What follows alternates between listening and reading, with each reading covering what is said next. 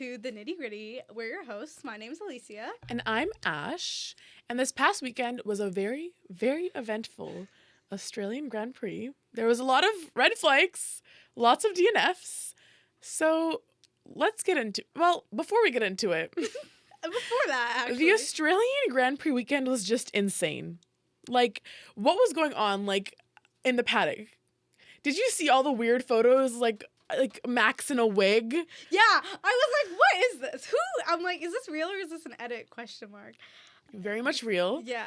It was supposed to be a mullet. He looked like a Karen. He did look like a Karen. It was like a really blonde, unbrushed out wig with like the hat barely hanging on to the wig itself. But Carlos and Charles were also doing some like weird like PR thing, and they were wearing those glasses. Yeah. That like you only see like, I don't know, like you can use them to like lay down and read. And they were playing. Oh, those ones. Yeah, and they were like playing like soccer and stuff or football with like them on. Ugh, my favorite thing was that clip of like Yuki Frog jumping over the barricade. I thought that was so funny to me because the little leg just went like whoop and he just jumped over. He got some like height. That was crazy. Right? Joe's outfit on, I think it was Thursday or Friday, was so good. Do you know what I'm talking about? Like the denim. Yeah, no, we said this last episode. This man's fits are underrated. So good. So fine. Lewis's zebra outfit was kind of throwing me off. Like, it's okay. It's kind of good. It's kind of whatever. I don't know. I didn't like it that much. I disagree. You didn't like it? I didn't like it. Oh, okay, that's valid. I didn't like it. It was something. Listen, after I saw Zoe's arms, I was like, damn. Pierre looked extra good this weekend. I'm sorry. So did you see the video of the greeter at the front of the paddock that was like greeting all of them? And it was like, something about the nightmare of just a discerning housewife is what he said to Toto Wolff. And Toto was like, what is a discerning housewife? You need to watch this video. And he told Pierre that he was wearing like an all white outfit or like cream outfit. And he goes, you're an explosion of cream. And Pierre goes, explosion of cream. What? You need to watch this video. What? It is so funny. What? Oh my god. Also, an explosion of cream. What is this? An Oreo commercial? Jeez. I don't think that's what Pierre meant by explosion of cream. A wink. I can't wink. There was you can't do the Charles effect. It's okay. That I'll is just so have it unfortunate. affect me. There's a cardboard cutout of like Charles like full body, but it was like scaled down, and it was in the crowd. It was Yuki sized? It was Yuki sized. Oh my gosh, you're so right. It was a Yuki sized cardboard cutout. They were passing it around the crowd, trying to get it signed. But all these like, F2 drivers signed it. Like Arthur signed it. And all of them signed it. Someone signed his crotch. I was like, who was this? I hope it was Pierre Gasly. I hope it was, oh my gosh, on the crotch. I hope it was Arthur who did that. Or Charles, not Arthur. That'd be kind of weird a little. I don't know. Maybe not. I don't know. I only have one brother, and I'm not a man, so I don't know the dynamic. Yeah. The surfing pictures of the Alpine boys, Jack Doohan and Pierre. Mick was there too, I think. Oh my gosh, Mick looked so good. He looked so good. Mick gives Ken. Mick looks like Ken. The Ken doll? Yeah. Oh, he does. Yeah, he'd be a good Ken. Honestly, I came across a photo of someone that I live in residence with, and I was like, you look like Mick Schumacher. I lived in residence with someone who looked like Mick Schumacher. So that was great. Not a great guy. Ash also bumped into someone looked like Danny Rick over the weekend. Oh my gosh. We're bringing up lookalikes. Oh my gosh. I was near Ossington in Toronto, if you know where that is. And you do. I don't know if the listeners do. But we were there for my friend's birthday, and we were just waiting for the streetcar because it was taking forever. And there's like 20 of us.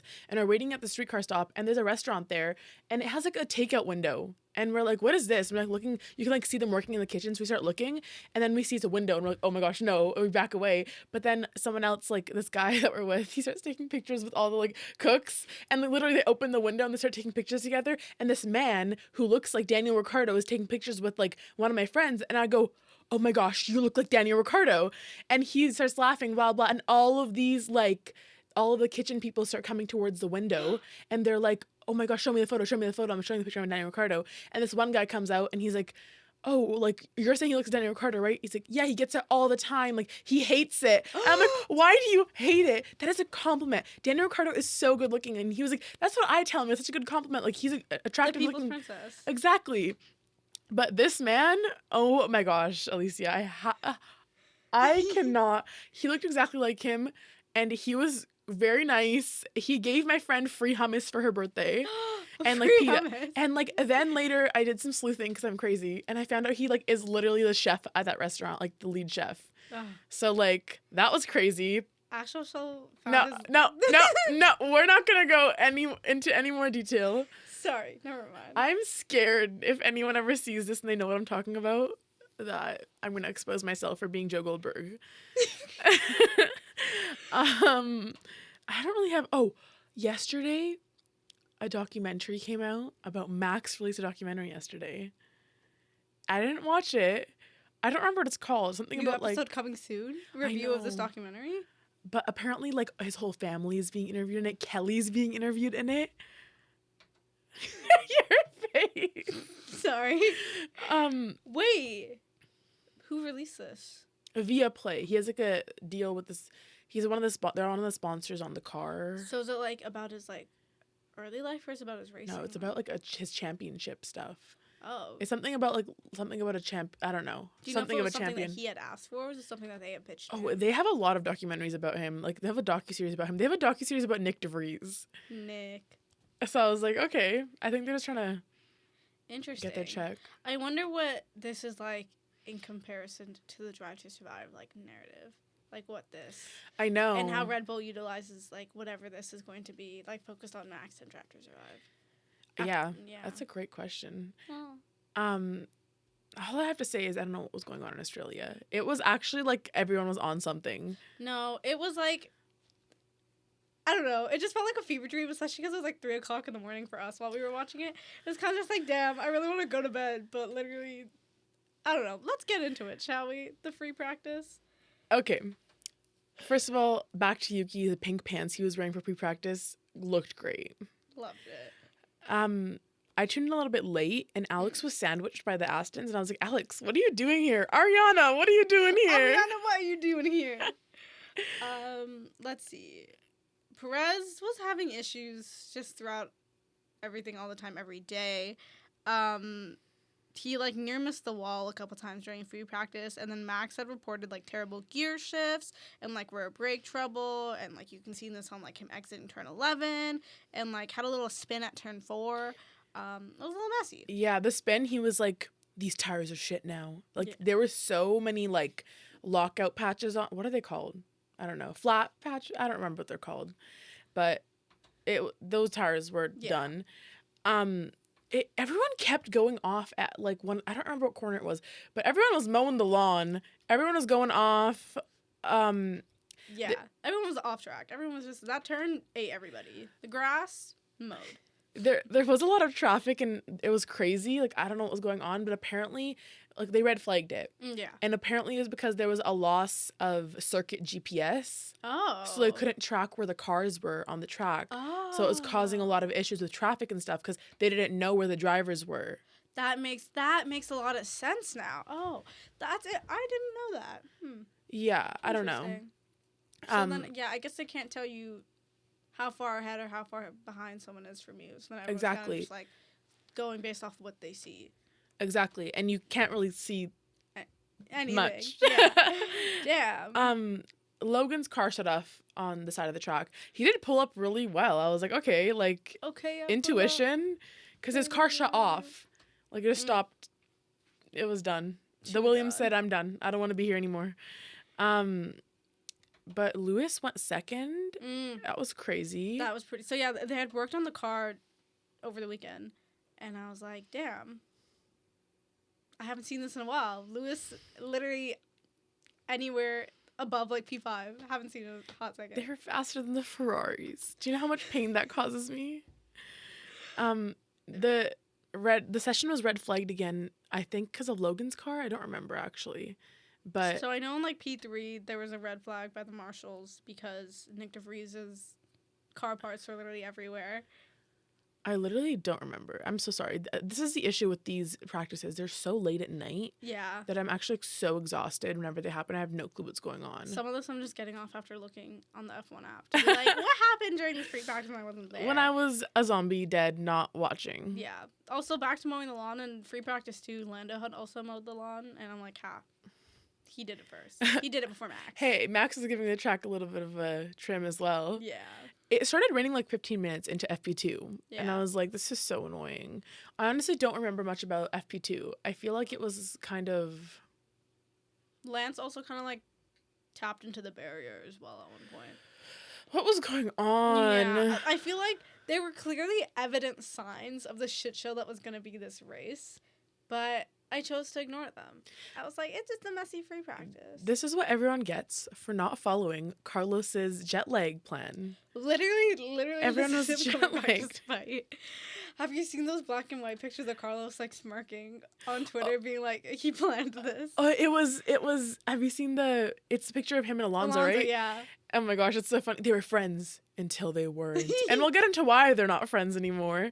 FP3, I did not watch because I was out on the town, not at home, not in my senses. Yeah. So what do you have to say about FP3? Zhao went off track and made contact with the barrier at turn 2. And like whenever I see Zhao get into any type of incidents, I just have like flashbacks to Silverstone and I'm like, trauma. Oh my god, the Frenchman going 3rd and 5th fastest lap. Oui, mon ami. Get it? Like the Frenchman. Ooh. The Mexican Perez had like 6th fastest lap and it was like a little messy and he like seemed pretty frustrated and I was like, rip. And that was pretty much all my thoughts for free practice 3. No thoughts. No thoughts. I mean, you had thoughts. A little bit of I thoughts. have no thoughts. Not much. Qualifying was... I had to rewatch this later because I was also not home. But Checo beached in Q1 and red flagged the session. Yeah. Like, yikes. That's the one thing I have down under qualifying. That's my one big thing. Albon. Oh my gosh, I'm so sorry, Alex. I would never refer to you as your last name. We're besties. Alex had a purple sector in Q1. I think it was a middle sector. This man, purple sector in a Williams. I need to see this man in a competitive car I right need to see now. this man in a fast performing car. Maybe not a Mercedes or Ferrari. Maybe a Red Bull car. Well, Red Bull don't want him. But what other car is there? I don't know. He doesn't have a sponsorship with Red Bull anymore because it ended last year. I'm pretty sure. So, and Red Bull don't want him. They kicked him off for not performing. Air quotes. That was a dark time in F1. When is it not a dark time in F1? That's so true. The lights are always off.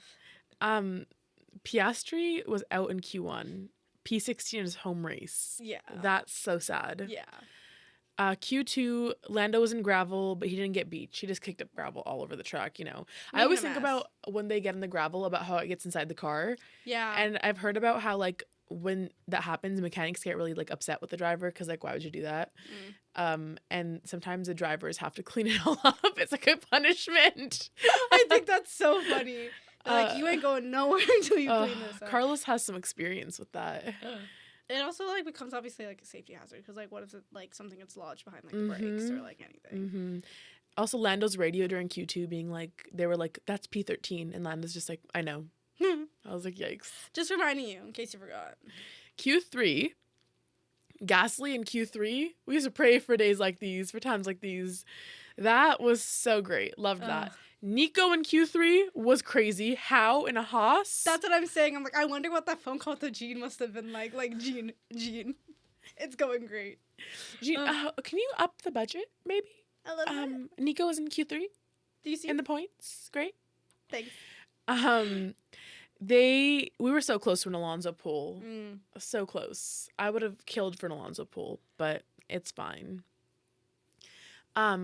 Also, like, people were pulling like a 117 and I was like, oh, like, this is great, like, it's gonna be competitions, we have fun qualifying, and then Max sticks a 116. I'm like, you're so boring. Yeah, like, I know. let the other people have a chance. Like, mix it up a little bit, like, at least like underperform and then like shine, like extra perform during the race, so we're all like, wow, we didn't expect this after your qualifying performance. Like, mix it up a little bit, switch it up. Bruh, the Aston Martins being better than the Ferrari in qualifying, actually, like, love Aston, but I'm just Not like, even just in the qualifying, but just in general. In general. Yikes, I Yeah. know. There was some tea with Ferrari about a Oh. toe. A toe? Like the slipstream, a toe. Oh, Yeah. thinking like an actual toe. No. Sorry. Oh, not like on your feet. I was literally in my mind. I'm like, I had a big toe in my mind, and I'm like, what? Like a toe, like on the Right. car. Yeah. So Carlos was supposed to give Charles a toe in Q1. I'm still picturing a big toe. Sorry. And basically Carlos thought they weren't doing a prep lap, like a warm up lap, Oh. and Carlos thought they were doing a prep lap, and Charles thought they weren't. So Charles started doing a push lap, and Carlos was in the way because he was doing a warm-up lap. My question is like, how y'all messing up simple communication? Question mark. You have a radio. Like, it's literally not like you're just telling them in the pit and they're like, okay, go. You can literally be like, hey, bud, why are you pushing? Question mark. No, it's because Ferrari's actually incompetent. Like, it's actually crazy. I don't know. Y'all are whack for that. I wonder what Charles said after that. Charles it needs to fire Zavi so bad. Like, I actually can't. Like, after last race, like, you need them gone. Yeah. Maybe that's an unpopular opinion, but Maybe that's your hot take for the episode. Race events. Let's get Y'all, into that. Our Twitter and IG stories were popping off, and if you haven't seen it, you should definitely give us a follow. Literally the entire time, Elise and I were texting, and the entire time we're like, I'm so sick. I'm gonna vomit. I'm literally gagging. Like, I'm gonna throw up. I actually almost threw up 4 different times during that race. It was like physically gut-wrenching. Like, I had to pee. I had to shit myself. I had to vomit. Like, I wanted to cry. I was gonna fall asleep. Like, every single feeling in my body while watching this race. And I was like, Jesus Christ, please. So before the race even started, we found out that Checo and Valtteri were starting from the pit lane because they changed their setup in Park Ferme. Ferme? I can't speak French. I'm so sorry. I don't know how to say it. They say Ferme. They say it so bad on F1 TV. I was like, what are you saying? I can't say it either, but I'm not a commentator.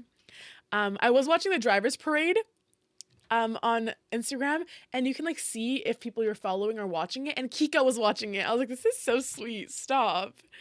But let's get into the start of the race. So at the very start, for like a very short period of time, Max had like lost out to both George and Hamilton at the original start of the race. But that was before the safety car that quickly showed up after that. So we had a safety car because Charles was in the gravel, literally turn 1, lap 1. Lance and him, kissed a little bit. There's a lot of smooch. A little smooch. There's a lot of like controversy about if it was Charles's fault or Lance's fault. And like, as much as I love both of them, I do think it wasn't Lance's fault. Mm-mm. Like, I think it was just a racing incident. Like, I don't think it was, I don't know. I just think it was crazy that the race literally just started and there was like an already like a DNF. And it was kind of just like, once again, another sign of how the rest of the race was going to go that I just decided to ignore. See, out of habit, I literally thought it was Carlos in the gravel. I was like, oh my gosh, no, Carlos! Oh, it's Charles. It's Charles. You look closer and you're like, wait a second. What is it? It's like, not my circus, not my monkeys. Wait, it is my circus, it is my monkeys. Safety car, as you said. Yeah. And first of all, George was like complaining. He was like, you're asking me to manage my tires, but I'm being attacked by my own teammate. And I was like, okay, what is happening at Mercedes right now? Yourself. Exactly. The girls are fighting. And then we were like, okay, Charles is out, but there's still hope for us. Some of our faves are still in the race. It's fine. Bam. Alex out. When does the pain end? It doesn't. Then bam, another red flag. Well, this was the first red flag. Yeah. So first there was a safety car, and under the safety car, George pitted. Yeah. Carlos pitted. Yeah. So George literally went from lead to like P7, but they were hoping that him having fresh tires would like benefit him. Fresh tires from how long was he on the track for? Who knows? Literally, I think this was lap 9. I'm not joking. Yeah, it was. It was lap 9. Because I remember being like, I'm going to go do my laundry now. Like, I'm going to take a break while we're all here. But the race is red flagged. apparently there was damage to the barrier. There was gravel everywhere, Yeah. so whatever, that's why. But George was not happy during the red flag because he already pitted in last position. And on the radio, like, you can hear Toto being like, sorry, George, this screwed us. And George was actually understanding. He was like, I get it. Like, I don't blame you. Like, this is just how it happens. But you can see, like, in the paddock, like, Toto was like consoling George. Imagine if they did this at Ferrari every time they messed up. Oh, they could never. Toto was like actually like the commentator was like part team principal, part psychologist. And that takes me back to the quote of how they're just scared little children that you have to like literally be therapists for. And Yeah. Toto's right, and that's what Toto does right. There was a standing start procedure Yeah. for the restart after the red flag, and it was supposed to be like a safety car was going to take them on the outlap, and then they were going to line up. So when the safety car went in, Lewis was in the lead because George is pitted, and Max is behind Lewis, and he's like, look at this. Is this more than 10 car lengths? Look at this. He's like trying to get the FIA to be on Lewis's ass. And when was the last time we saw Lewis in front of Max, first of all? It's giving, what was that? 2021? Yeah, I was gonna say, it's giving 2021. But Lewis was fine. The safety car lights were out, and Lewis got to choose his own pace going into the restart. So like there was no safety car. And what's kind of like bad was that Hamilton was going really slow, and like whatever, as he's a leader, so he gets to like set the pace. Yeah. But he started going so slow that there's a camera shot of the back of the grid, like everyone literally braking so hard, and like Kevin going off the track because Lewis is going so slow that like everyone has to like try to keep their position. But it was actually so bad. I was like, this is kind of like, Granny, speed it up. it's also just kind of like annoying. Like it's kind of a dick move. Like, why would you, like, I don't know. I get it, but at the same time, I don't. But during the restart, Max overtook Lewis. Yeah. As usual. Not surprised. I mean, his short-lived, slow breaking everybody didn't last very long. My neighbors were literally screaming. I was wearing headphones. My headphones were connected to the TV because my roommates were sleeping. And I literally through my headphones, I hear people screaming. And I'm like, listen, I live on like Jarvis. So like, I hear screaming all the time. But this was within the building. Right. And I could not figure out where it was coming from, like upstairs, downstairs. But I was like, well, if you're downstairs, let me drop some more things because you're a Red Bull fan. It was literally around like this time of the night that my dad had come home after like picking up someone from the airport. He was like, why are you still awake? And I'm like, Dad, this Grand Prix is crazy. It's crazy. And he's like, what? I'm like, it's crazy. And I was just like on the couch delirious. And he was like, okay, bye. Going upstairs. We all had hope for George recovery. But then he was barbecuing. He was on fire. He was That in man flames. was literally set ablaze. Because they were first like, there's smoke coming out of the car. And then when you look at the back of the car, it's literal fire. And then it like keeps like, the way it was spewing looked kind of interesting. But, and then it just kept getting worse. And I'm like, is homie gonna get out of the car? Like, he was barbecued. They said, let him cook. And he cooked. No, everyone was like, oh my gosh, the Mercedes are cooking this weekend. They jinxed it. They were literally cooking. The cookie in question, his ass was literally on fire. Then that brought out the next safety car, third safety car of the race, but this was a virtual safety car. Yeah. So everyone was still on the track and it was chill. But apparently while Max was leading, because, you know, we never see Max when he's leading because he's so far ahead of everyone. Yeah. Apparently he hit and killed a bird. And it was messing up the balance. And it was messing up the balance of his front wing. When? I don't know. I saw a tweet about it and I was like, what is happening? On the track? Yeah. I thought they're supposed to tell you when there's an animal on the track. Well, not when it's dead. Was it already dead or did he kill it? No, he killed it. Oh, from what I read. Wow. No remorse. No remorse. He probably didn't even notice. Probably not. Damn. I mean, at least he got to go out being like, I met the world champion. How'd you go out? The world champion. Yeah, the world champion killed me. Just when we thought, okay, maybe this is the last, like, you know, like last, like really messed up thing that's going to happen in the race. No, this was just the beginning. Kevin Magnussen, his tire literally gone, flying off the car. He hit the wall a little bit and his back right tire went flying. It was literally in the middle of the track. It was just there in my mind. I'm like, once again, my mind like immediately went to like, God, I wonder what this phone call with Gene is like right now. Like, I imagine what, like, the Drive to Survive episode about this is going to be crazy. I was thinking about this. Crazy. The Drive to Survive episode about Australia is gonna Australia is gonna be next year's Silverstone. Like, they're just gonna, the entire season is just gonna be about Australia. It's not even like it's surpassed what Silverstone was, because it's just Silverstone copy and paste like 6 times throughout the race. And I'm just imagining what this phone call was like with Gene. But it was just funny to see him drive without like his back right tire there, and he's just like pulling into the corner, and he's like, okay. And his debris everywhere. There was not just Debris? the tire. There was debris. Nick DeVries. Nick I'm Debris. done. I'm leaving. Nick Debris. I'm gone. Oh I'll have to my go call god. Gene. I'm out of here. For the Kevin accident, they had another red flag. Yeah. And this is where everyone was like, why? Why is there another red flag? I guess there was a tire on track. Once again, the tire and debris that was literally expanding over that entire part. And obviously when the tire comes off, there's going to be other things that come off with the tire Exactly. as well. And, like, do you really want to be, like, driving over bolts and whatever you used to make a car and birds? No. So. Well, we were both texting, and we both had to go to the bathroom so bad. So this was a red flag. This red flag was a blessing in disguise, because It was a pee break. it was. I literally had to go to the bathroom, so I thought I was gonna explode. I was like, please, please, please, please, please. But the top three's reactions to the red flag, Max, Lewis, and Alonso, they played their radios, and they were all pissed. Yeah. Extra Lewis was kind of like, do you think they'll restart the race? Hoping that they'll just, like, end it, because there's literally only 2 laps left at this point. This is where things got hecka confusing. It was crazy, because it was 2 laps left. It was a final lap shootout.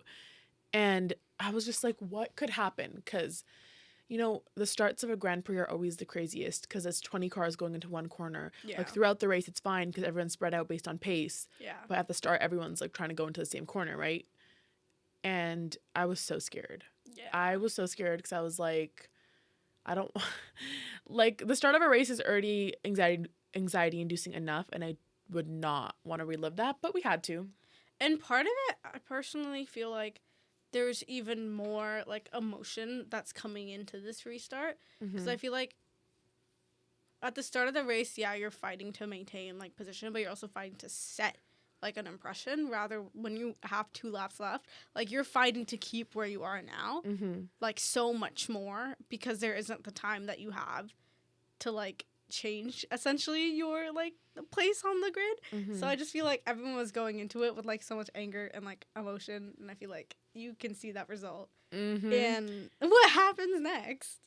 Well, during the red flag, all I have to say is Daniel and George just kikiing in the pit. There was this time where they put the camera on Daniel, and, like, literally the entire stadium was, like, cheering. And you could see him kind of, like, look up in confusion and be like, what are they cheering about? And it's him on camera, and then he waves. And I just thought that was so funny. Everyone's a Danny Rick fan. Also, George just, like, leaning against the paddock wall and, like, examining the Red Bull. He's like, what are they doing here that we're not? Like, what you got in your car that's making it move like that? Sandbags, apparently. There's a rumor that their performance is, like, way better than they're, like, making it seem, and they're sandbagging right now. Don't the cars get checked, though? You're allowed to sandbag. Oh. But it just takes away from your, like, performance. But they could be purposely doing that. Also, Pierre was, like, in his car, like, eating something, like, chewing. I'm like, what are you doing right now, homie? But, a girl's gotta eat. Gotta eat. Let's talk about this restart. Are you ready? Because I'm kind of not. It's kind of just like, they don't even give you time to breathe. They're like, let me situate myself back in my chair. They're like, no. In quite literally a matter of seconds into the restart, Carlos, tipped Alonso into a spin in turn 1. And behind that, Pierre took avoiding action, to not collide with them, but ended up hitting his fellow Frenchman as well. He didn't realize Esteban was behind him. Both the Alpines out. The damage was so bad.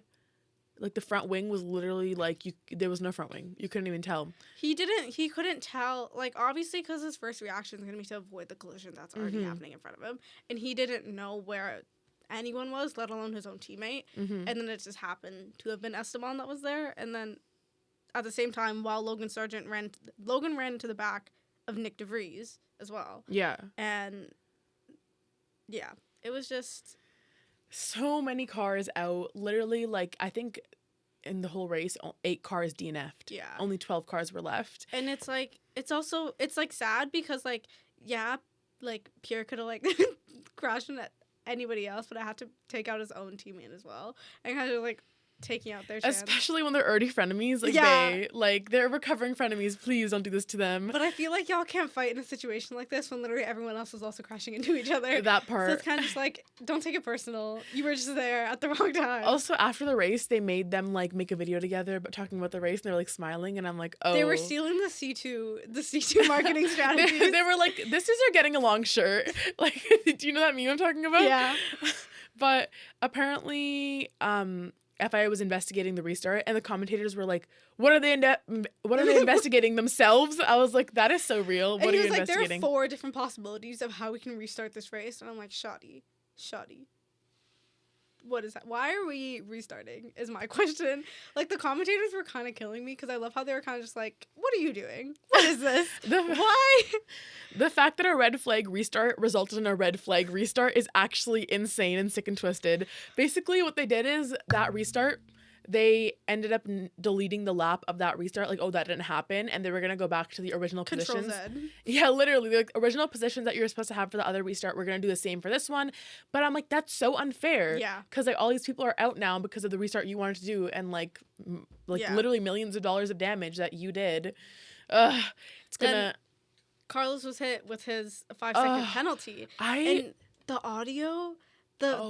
he was crying. I think he was actually crying in the car. He was begging. It hurt my soul. Oh my gosh. He was it like, was so sad. Please reconsider. And it's so messed up that he got a penalty for a lap that they deleted. How can you give a penalty for a lap that in your eyes did not exist? Because you're affecting, like, you're literally taking that into effect and applying it to everything else, but not to this. And it's kind of just like, what's the point of giving him the penalty for something that technically does not exist? Tell me. And it's literally so similar to what happened with Lance and Charles, and that was a racing incident. Why isn't this a racing incident? Do you think it's going to be escalated? Did they talk about it in the post-show? I didn't watch the post-show. Carlos got interviewed in the post-show about the penalty, and he was so upset. He was like, I don't want to talk about this because I'm really upset and I'm really angry and I don't want to say anything. I just want to go talk to the stewards first. He literally like didn't even say anything. Same thing with Pierre. They tried to interview Pierre. Pierre was like, I'm actually like so upset and angry. Like I can't really say anything. Sorry. Like he literally walked away mid-question. Good. Set your boundaries. But the podium was Max Lewis Alonso. Kind of iconic. No, literally, what year is it? Right? Like seeing that like group of people, I was like, ugh, a championship podium. I love to see it. Also, like, it's been Lewis hasn't been on the podium since like last season Brazil ? Yeah, maybe he isn't. Yeah, I don't remember. It's kind of crazy. But both McLarens were in the points, unfortunately. In Lando's post interview, he was like, luck wasn't on our side. Unluck wasn't. So he was like, we weren't lucky. We were just not unlucky. Yeah. And I was like, you know what? At least he's able to acknowledge that. Will Buxton was talking about how wild social media was going over Max's restart position on that second restart. And we were the wild ones in question. We were the wild ones in question because I was like, wait, I'm kind of sick of seeing Max and I kind of want drama. So maybe let's escalate this. But Sam Collins, thank you so much. You are literally a lifesaver. I love it when he pulls out his markers, his magnifying glass on the like TV, and he like zooms in on everything and shows it. So basically, he was still on the line. It was just like the angles looked different. He was on the line. The part of the tire that touches the ground was on the line, so it was not considered out of the box. See, and like that's not too hard to explain. So to everyone that was being rude in our Twitter comments, the words I had not even said on the podcast, calling us a dumb F word, and literally like. I hate, this is why I have a love-hate relationship with Twitter, because I'm like, you guys, like, this is where the F1 community is, but the men on here actually scare me. It's like, I get scared sometimes, because I'm like, what if this ends up on the wrong person's feed? Like, especially even like with TikTok, I'm like, let's hope we don't end up on like the Red Bull fan TikTok. If not, they're gonna come for us. That's what I mean. I get so scared of getting on the wrong side of TikTok. And it's also the fact that like if a man were to say something like that, they wouldn't get attacked. But because we're like two women having a podcast, like if we say something that someone disagrees with or might be wrong, like we're gonna get attacked for it and literally like get called dumb F-words for it. Yeah, they literally, it's under like blocked, like you can't see Literally, it on- Twitter blocks the reply because Yeah. it's like not against like community guidelines almost. Like it's like they're literally like bullying. It's because they look at our profile picture and they're like, ugh, women. You know what I hate? I hate seeing that comment with just women in the coffee cup. And like when people, I hate, that boils my blood whenever I see those comments on pictures. And I was like, y'all are annoying. Whatever. Back to Pierre, we were kind of concerned about Pierre having a potential race ban for causing a collision with his teammate, but I think they kind of de-escalated the situation because it was with his own teammate. Yeah. So like obviously they're not going to try to get it investigated because it was within the team, but that potential race slam, oh my gosh, that potential race ban is looming over Pierre. Yeah. Like I'm so scared for the day it happens, but you know what, we get to see Jack Doohan on the track, so maybe I'm not that sad about it. Pierre was also just doing so well during the race overall, and it was like consistently P5. it was really good, and I was like, we've prayed for days like this, and then look at the end result. Like, honestly, the entire race, we didn't even see Valtteri. He literally was so unbothered. Yeah. And he didn't DNF. He was just chilling. He was and avoiding all the as you drama. should, King. That little sneak peek into our next episode, my roommate literally said that Valtteri is the most unbothered person on the track based on his birth chart. Sorry, my mom's calling me right now. Oh, hey. You want me on the podcast? She would have no clue what we're talking about. Okay, sorry. Let's go to our hot takes. This is like actually kind of a hot take because I don't know if I like, it's on the border of hot take where it's like, do I fully agree with this, yes or no? But I kind of want like all races to kind of be like this. Like, I don't necessarily want like all the like the DNFs and all like the stopping and restarting, whatever. But like, although I was like sick to my literal stomach, it was very entertaining. Mm-hmm. It was there was like so much changes. There's not what you're used to seeing, especially even like after qualifying, like the layout of the grid. It's very different than what you're used to. And I like when there's actual competition. I like when there's a mix-up. A mix-up. A nice mix-up. I not that I want everyone crashing into everything. No, I don't want this ever again. But like, I like the energy that this race had brought in. And like, I had tweeted like, what did I say? I was like, oh, although we're only 3 races into the season, this is made to feel like we're 17 races into the season. Oh my gosh, literally. It's a third race. I know. It's only the third race, and I feel like they've compiled anything that can happen into this one race, which was kind of nice. The third race, and Charles has DNF'd twice. He has a 66% chance of DNFing so far. We don't do math unless it comes to Charles. My hot take is that as a Ferrari fan, I hate to say this, but I don't think we are going to be competitive this season. Oh. I know that's not a hot take. I think we've done know that. I know it's only a third race and they're trying to like figure out a new setup for Imola, but I'm just like, we're not performing and I just don't think we have it. And I think we should I'll see you guys next year in 2024. Yeah. We're Aston Martin fans now. Oh, honestly, I've low-key been an Aston Martin fan since last year because Seb, love Lance. Seb! I wonder what Seb thought about the race yesterday. I wonder if Seb was watching. Seb needs to have a podcast. Oh my god. And he needs to come on ours. Because Seb could talk about Formula 1, he can talk about lifestyle, he can talk about family, he can talk about anything. So, I mean, Seb needs to become an influencer. Seb, you'd slay. Ugh. Well... We're pretty tired if you couldn't tell. It's been hectic. It's been a long weekend. Yeah. We'll see you next week for our astrology episode. We have a guest, as Ash mentioned earlier. Special guest, surprise guest. It's a ginger. Everyone get ready.